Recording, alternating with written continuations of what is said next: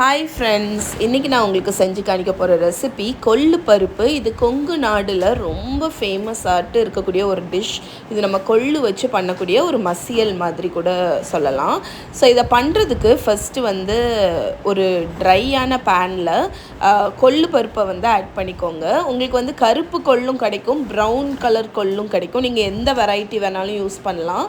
இதை நல்ல வாசனை வர்ற வரைக்கும் வறுக்க போகிறோம். கலருமே நல்ல டார்க் ஆகணும். ஸோ கொள்ளு கொஞ்சம் பிளாண்டாக இருக்கும், அதனால் நீங்கள் அதை நல்லா வறுக்கும்போது அதுக்கு ஒரு நல்ல ஃப்ளேவர் கிடைக்கும். இதை ஒரு பிளேட்டில் எடுத்து ஆற விட்டுருங்க. கூலானதுக்கப்புறம் நான் என்னோடய திருவையில் போட்டு திரிச்சுக்கிட்டேன். அதாவது இது பாதியாக நான் உடச்சி எடுத்தேன். இது ஆப்ஷனல் தான். கொள்ளை அப்படி போட்டு குக் பண்ணுவாங்க, ஆனால் அது கொஞ்சம் வேக டைம் ஆகும். இன்னொன்று அப்படி ஒத்தையாக முழிச்சிட்ருக்கும். அதனால் நான் இந்த திருவை என்கிட்ட இருந்ததுனால நான் அதில் போட்டுட்டு அதை பாதியாக உடச்சி எடுத்துட்டேன். ஸோ ரொம்ப பொடிச்சிடக்கூடாது, நீங்கள் இந்த மாதிரி எடுத்துக்கணும். ஸோ திருவை இல்லாதவங்க மிக்சியில் பல்ஸ் மோடில் ஒரு தடவை அடிச்சிங்கன்னா இந்த மாதிரி க்ரஷ் ஆகிடும். ஸோ இப்போ இதை நீங்கள் ஒரு பாட்டிலில் ஸ்டோர் பண்ணி வச்சுக்கலாம். எப்போ தேவையோ அப்போ இதுலேருந்து ஒரு அரை கப் கொள்ளு எடுத்து நல்லா கழுவி அதை ப்ரெஷர் குக்கரில் ஆட் பண்ணிவிட்டு தண்ணி ஊற்றிக்கோங்க. அதுக்கப்புறம் அதில் ஒரு 4 பல்லு பூண்டு, ஒரு தக்காளி கட் பண்ணது, பெப்பர் கொஞ்சமாக ஆட் பண்ணிக்கோங்க, கொஞ்சம் முழு கொத்தமல்லி, அதுக்கப்புறமா 2 வரமிளகா பிறுத்து போட்டிருக்கேன், கொஞ்சம் ஜீரகம், இவ்வளவும் போட்டு நல்லா மிக்ஸ் பண்ணிவிட்டு இதை 5லேருந்து 6 விசில் குக் பண்ணிட்டீங்கன்னா உங்களோட கொள்ளு அப்படி பதமாக வெந்திருக்கும்.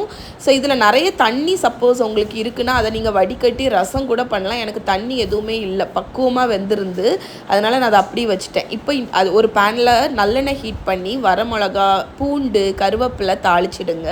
அதில் பெருங்காயத்தூள் கொஞ்சம் போட்டுட்டு கட் பண்ணி வச்சுருக்கிற சின்ன வெங்காயமும் போட்டு ஒரு 2 மினிட்ஸ் வதக்கிடுங்க. அது லேசாக வதங்கினதுக்கப்புறம் நம்மளோட வேக வச்சுருக்கோம்ல கொள்ளு, அதை அப்படியே ஆட் பண்ணிடுங்க. இதில் அவ்வளோ தண்ணி இல்லாததுனால நான் அதை அப்படியே ஆட் பண்ணிட்டேன். டேஸ்ட்டுக்கு உப்பு ஆட் பண்ணிவிட்டு ஒரு பொட்டேட்டோ மேஷரை வச்சு நல்லா மசிச்சு விட்டுருங்க. இது நல்ல பக்குவமாக வெந்திருந்து நம்ம உடச்சி போட்டதுனால, கொள்ளை உடச்சி போட்டதுனால ரொம்ப பக்குவமாக வெந்திருந்துச்சு. அதனால் எனக்கு மசிக்கிறதுக்கு ரொம்ப ஈஸியாக இருந்துச்சு.